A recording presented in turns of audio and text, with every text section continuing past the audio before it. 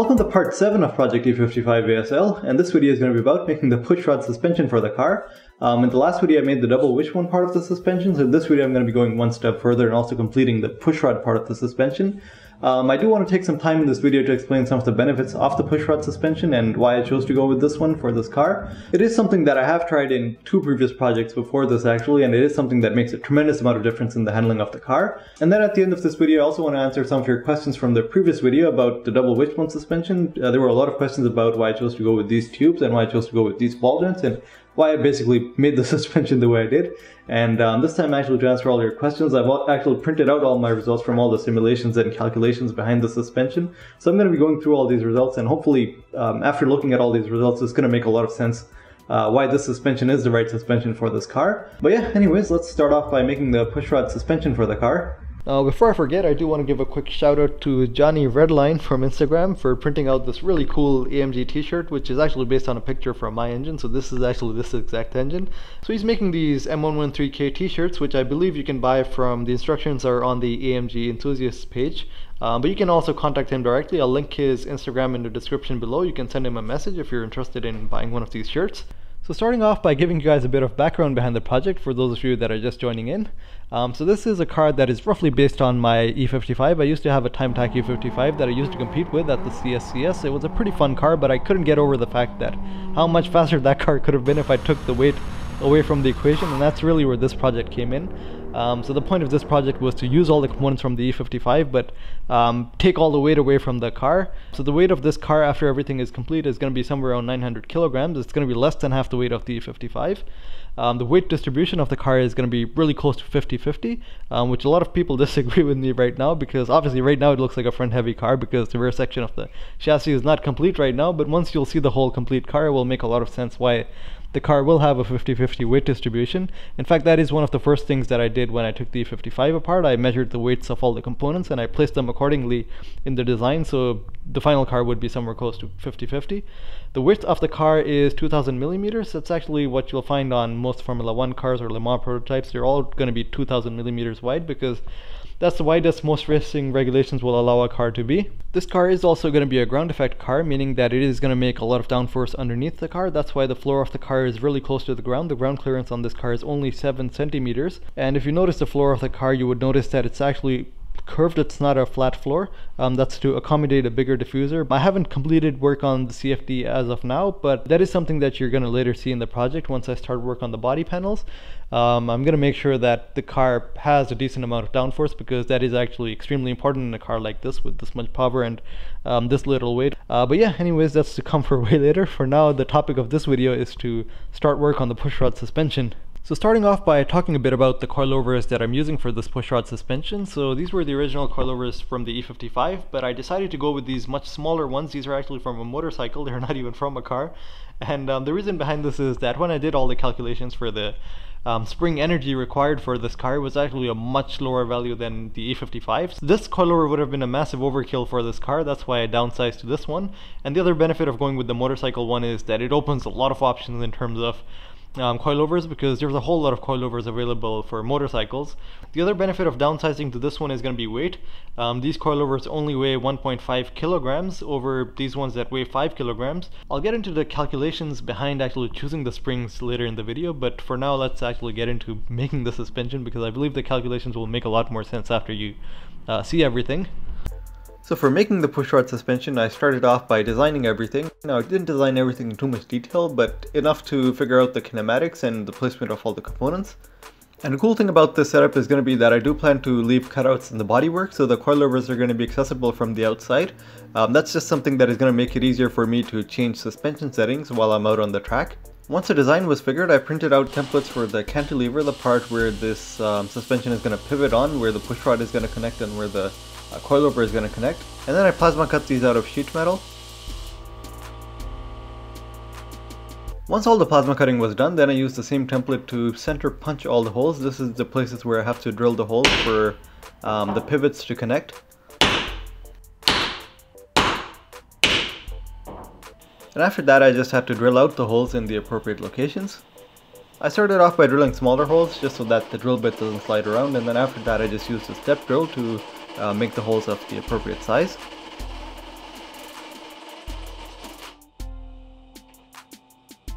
Here's a look at the plates after they are cut and drilled out. This is what they look like, and this is how they're going to go on the shock. So two of them are going to bolt together, and that's going to form the cantilever. There's still some additional supports that I have to add in right now. There's a tube that has to get welded in over here. And then there's some sheet metal that has to go on the top just to provide this thing some extra support so that it doesn't move around.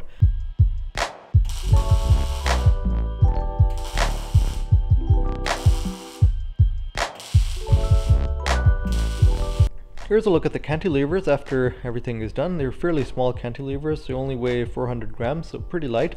That's less than a pound, I believe. I did want to originally make these out of billet aluminum, but the thing was that it would have taken a really long time, and I don't have that much time to start making everything out of billet aluminum. That's why I just went with steel, but it's still light enough anyways. So the next thing I have to do is I have to actually mount these on the car, and the way they're going to be mounted is that there's going to be these two bearings that this thing will pivot on. One bearing will go on this side, the other bearing will go on that side, and there's going to be a bolt going through this, and that's how the cantilever is going to pivot. These bearings do look a little beaten up. That's because I'm reusing these from the E55. They were used in that car, and the bearings have gone bad actually. Like they have a they only have one spot that they always like to stop on, but that's fine. These bearings can easily be replaced. That's the whole point of using these bearing races, that you can you just turn this Allen key over here, and then you can actually take this bearing out and put a new one in. It's fairly easy to replace. So for now I'm just going to be sticking with these ones to get everything working.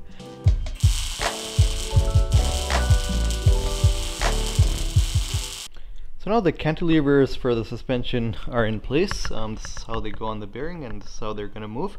So the way this thing moves is that the push rod is going to connect to these points, and 3 different points for connecting the push rod. And I'm going to talk a bit more about this when I show you the calculations and everything behind the suspension. And then this one bolting point is for the coilover. The coilover shock is going to mount somewhere over here. It's going to go something like this.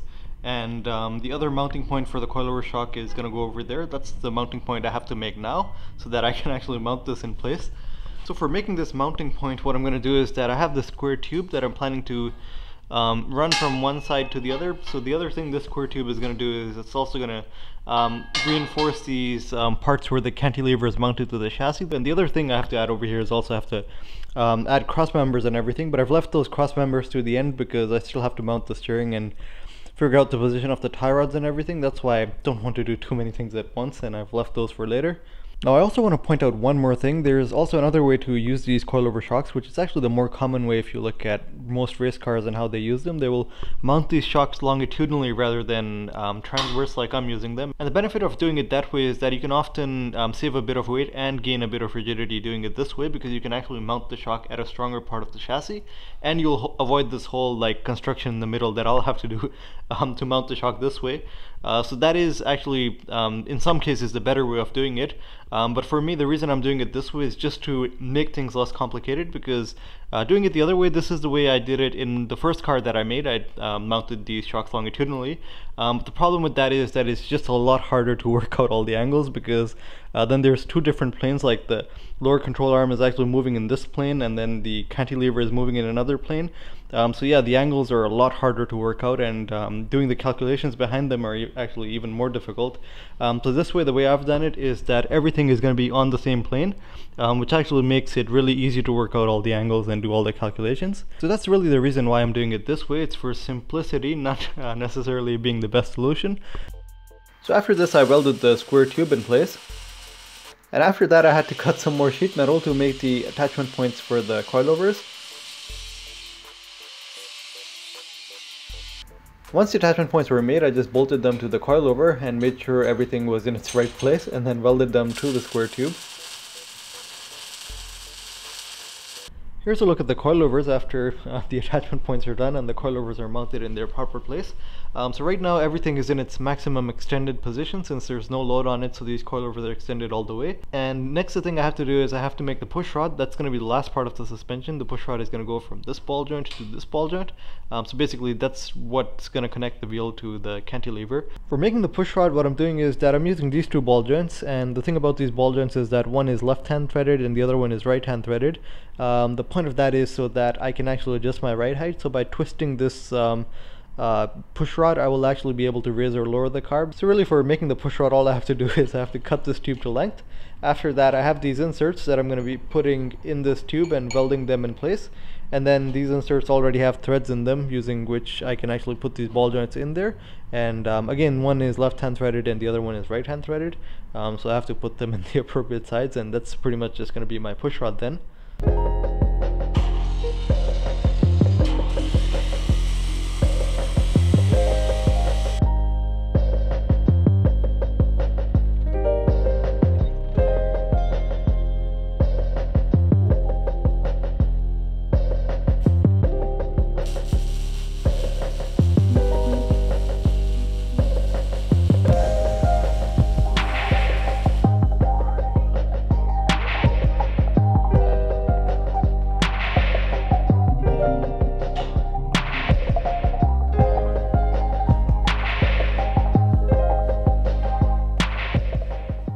After all that, it was finally time to lower the car on its wheels for the first time, or actually first time it's supporting its own weight, and I couldn't stop myself from messing around with it a little.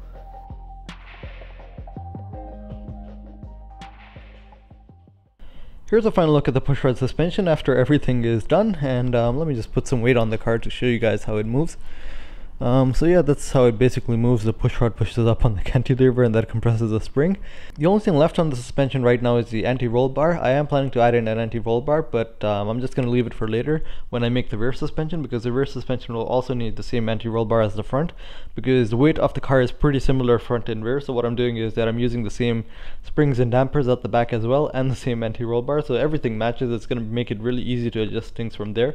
But yeah, that is going to come for later. The thing that I want to talk about right now is some of the benefits of the pushrod suspension and why I chose to go with a pushrod suspension. So the most common misconception I hear about the pushrod suspension is that it's only meant for aerodynamic reasons and it has no other benefit other than that.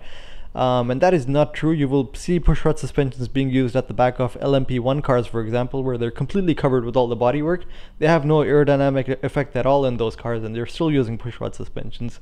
So it is true that the pushrod suspensions started off in racing in early race cars for aerodynamic reasons, to relocate the spring and damper somewhere else so that it's not in the airstream, it's inside the bodywork. But that's not the only benefit of the suspension. So going over some of the other benefits of the suspension.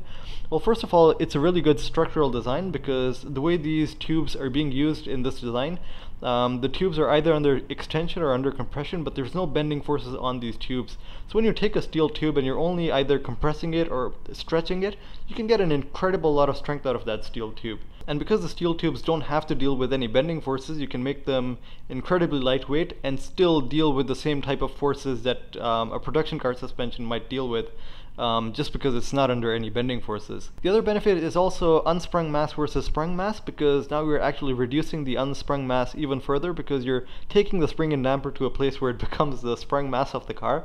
So you're mounting less of the suspension components where they're unsprung, and by doing that you're also bringing the masses closer to the center of the car. So the more you centralize the masses, obviously the more easily the car will change direction. It will be less reluctant to, you're decreasing the rotational inertia basically. So the less the rotational inertia is, the easier the car will change direction. The other benefit of a pushrod suspension, and the main reason why I used it in the E55 as well as in this car, is that it gives you a lot more control over your wheel spring rates in ways that a normal suspension just can't give you.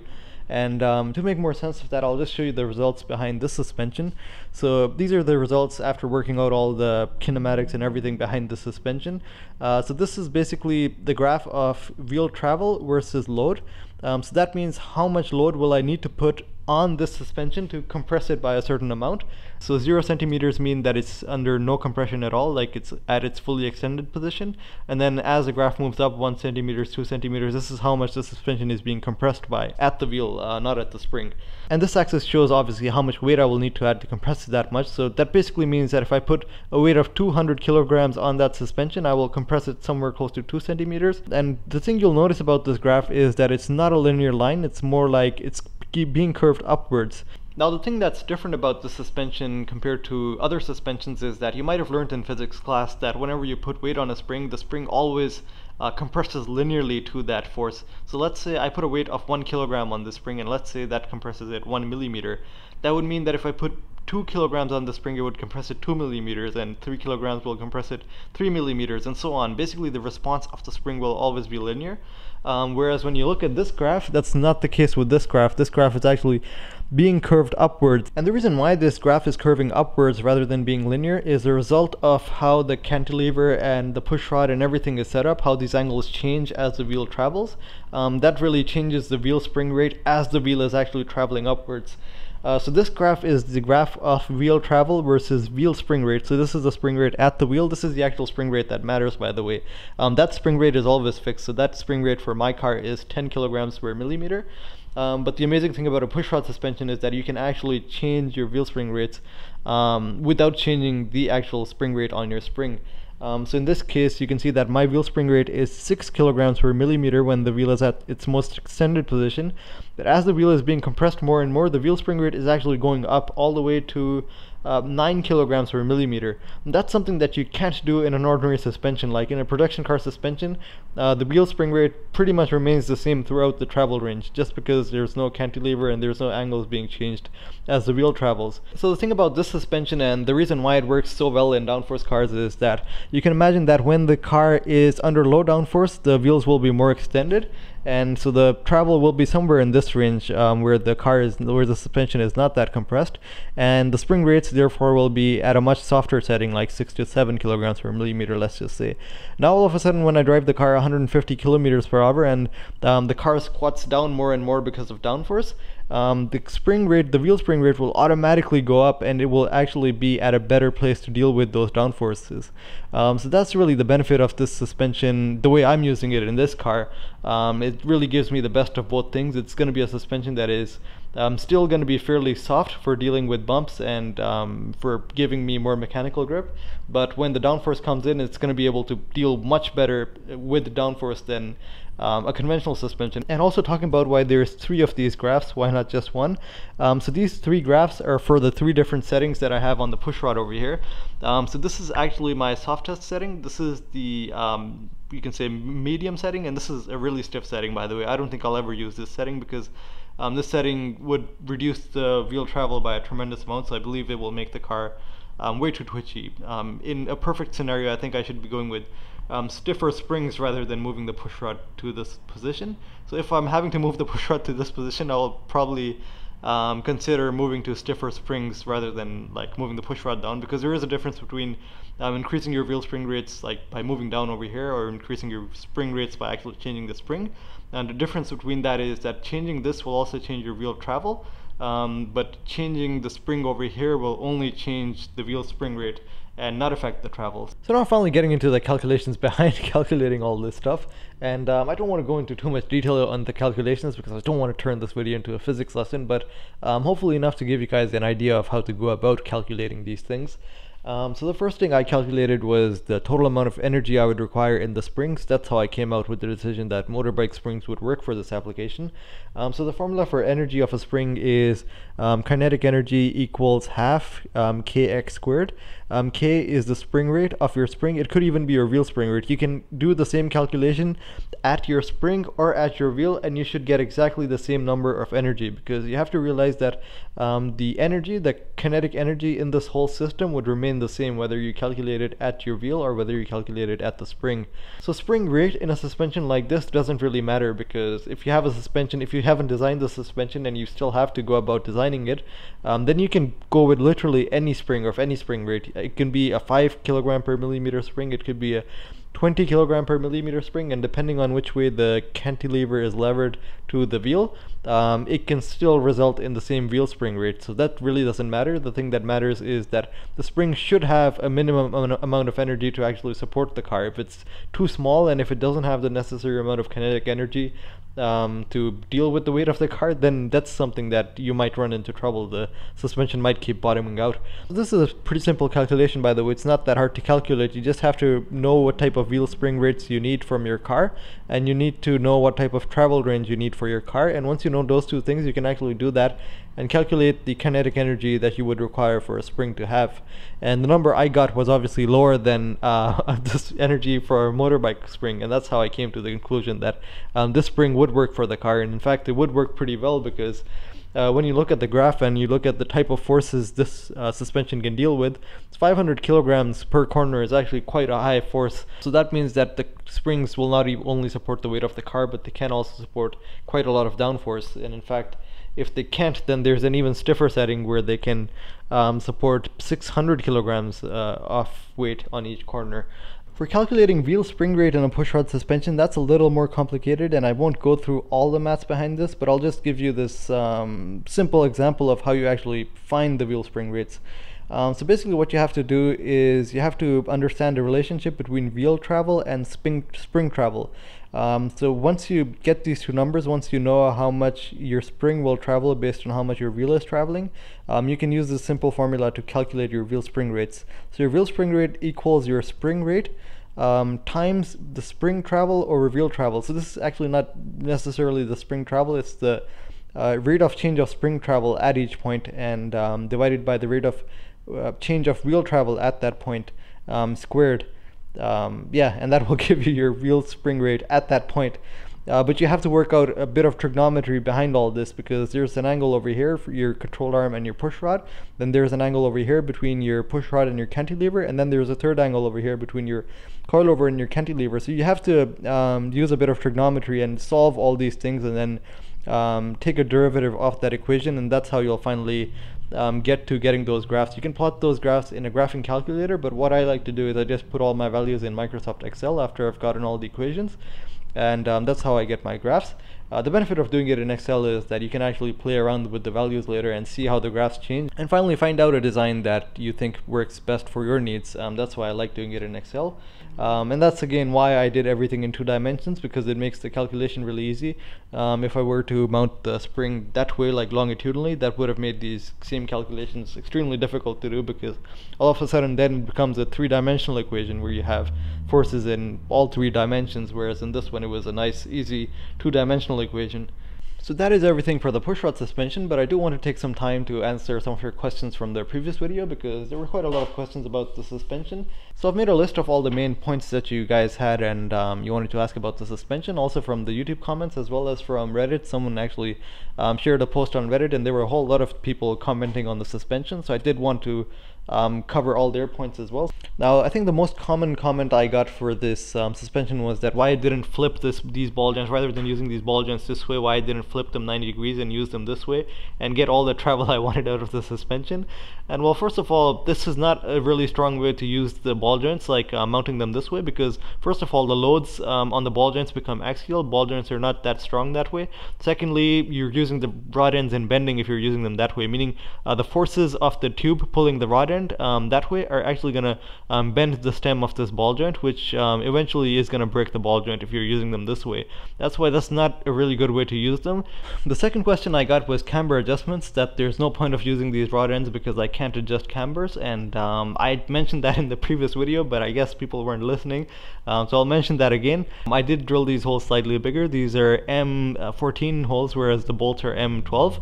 So the thing is that these bolts do have a bit of play in them. Even when I move these ball joints out and the triangle opens up, these bolts still do fit the holes. In fact, I do have about 1.5 degrees of camber adjustment just by moving these rod ends in and out, and furthermore I have another 1.5 by loosening these bolts and pushing this ball joint out a little bit. So yeah, 3 degrees of camber is more than enough. That's really all I need. The other benefit of using rod ends is for caster adjustments, because for caster adjustments I just move one ball joint in and the other one out, and that basically pivots this whole upper control arm this way or that way. For caster changes, it gives me a good like 4 or 5 degrees of caster change. Furthermore, if I want to go to higher angles, I have these bolting points at the back, so I can actually unbolt my upper control arm and bolt it at these locations, which gives me like furthermore caster adjustment. So yeah, in terms of adjustability, that's pretty much all I need to adjust. I would never need to adjust my suspension outside of those values. The other thing, and this one was mainly only on the Reddit post, that people were saying that the rod ends were used in bending or in shear forces. The term is called REIB, rod ends in bending, and in fact that argument is not true at all.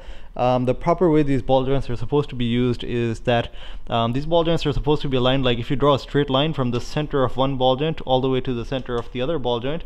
Everything should be aligned in a straight line from that ball joint to that ball joint. So you can see that that is the way everything is aligned in my suspension. Same with if you look at them from this direction, you can see that everything is aligned in a straight line. The center point of these ball joints, by the way, is this point over here. This is exactly the way they're used in the E55 too. So yeah, basically if you draw a center line from like this ball joint to this ball joint, everything is in a straight line. Same with the push rod. If you draw a straight line from these two pivot points on the push rod, this straight line continues all the way to the center point of that ball joint on the lower control arm. So none of these rod ends are used in bending. This is literally the definition of how these ball joints are supposed to be used. So yeah, there is no truth to that argument at all. This is not something extremely confidential, by the way. This is something that literally everyone just knows something about suspension design knows about. You can even search this on the internet. Just search up the term rod end in bending. In fact, I'll even link a few articles down in the description below. You can go read through them, and you'll definitely find out that this is the proper way of doing things. The other comment, and this was mostly from people on Reddit, that they were saying these tubes are massively undersized and they were going to break if the car was driven anything close to the limit. And well, first of all, I just want to start off by saying cars are not designed by people standing around in a circle and looking at something and then judging how strong it is. There are actual methods to calculate how much stress something has to go under, and then choosing it in the appropriate sizes to actually meet that stress. So you don't just guess how strong you have to make something, you actually calculate and you go according to that. And most of the time after doing your stress analysis, you would find out that the actual weak points would be completely contrary to what you thought were the weak points of the suspension. And that's exactly the case in this. Most of the comments said that these tubes were going to buckle. In fact, these tubes are not even prone to buckling. They will break under tension way before they will buckle. So these are the values of stress analysis I did on the suspension, what type of forces the suspension would have to go through when the car is being driven around the track, and what these different lines are is there are different g-forces when the car is going through these forces, what type of forces would be on the tubes measured in newtons. So let's start off with this tube. This is the lower control arm rear tube. So this is that tube at the back over there. So this tube, under braking while going through a left-hand turn, will actually see the maximum force, which is this one, and that is roughly a force of 17 kilonewtons. So let's just see how strong that tube is. These are the strengths of the tubes. These are values basically derived from the spec sheet of the tubes. If you guys watched part 4 of when I was making this car, I mentioned that whenever you get your steel tubes, make sure to get a spec sheet along with them. This spec sheet is basically a guarantee from the manufacturer that the steel tubes they're selling you will meet these minimum requirements no matter what. If they don't, you can literally sue the manufacturer for that. And it gives you a number of 57.6 kilonewtons, whereas this number was only 17 kilonewtons. So this tube is not even half close to its limit under compression, while the car is braking under 3 Gs, which is more than the car will ever go to. In fact, the thing that will break is something that no one at all pointed out. It's the front tube that will break under tension way before the rear tube breaks under compression, because first of all, you can look at the compression values. They're actually much higher. They're reaching somewhere close to negative 25 kilonewtons. So there is more tension on these tubes than there is compression, and the reason for that is the push rod pushing down on them at such an angle that's putting this control arm at a lot of tension. So in fact, the weakest point on this control arm is actually this ball joint.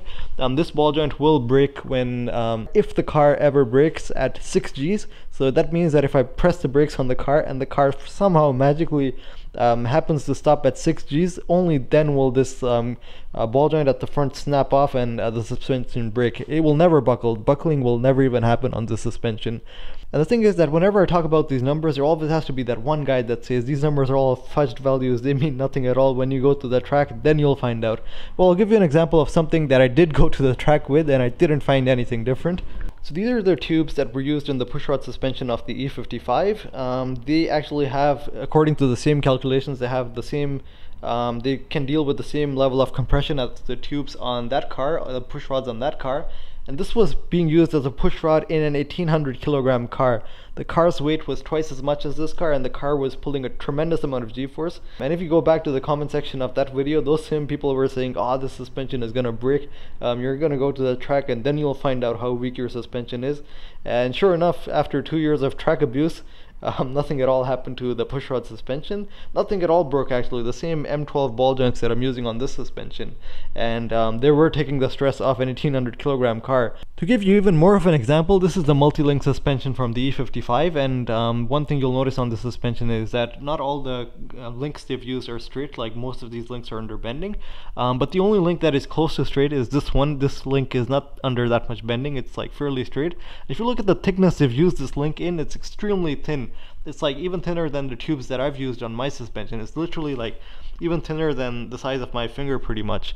And this is a tube, again, this is a link from a multi-link suspension for an 1800 kilogram car. So that tube is basically the equivalent of the front tube on a lower control arm that is taking all the stress when the car is under acceleration in a 500 horsepower car that weighs 2 tons. And these are the sizes Mercedes are using on their multi-link suspension. So does that mean that the suspension is too weak? No, it doesn't. They're obviously doing their calculations and their maths behind this, and they obviously knew the type of forces this suspension had to go through, and they've designed each of these links in the appropriate thicknesses to deal with those stresses. And obviously the suspension doesn't break. It works perfectly fine, even being driven around the track. Anyways, I think that's way too much talking for one video, so I'm just going to end it here. The next video is going to be about completing the steering system on the car, so I'm going to be mounting the steering rack. In fact, that's something that most of you guys have already guessed. I am using a steering rack from a right-hand drive car, flipping it upside down and then using it in this car. Connecting the tie rods, I'll have to make some custom tie rods for this, and then linking the steering shaft all the way back to the steering wheel, which I still have to mount. So I have to still figure out the steering position and all of that. So yeah, it should be a really interesting part. Definitely a lot of work to do for that one. But after that one, all the work on the front suspension is going to be done.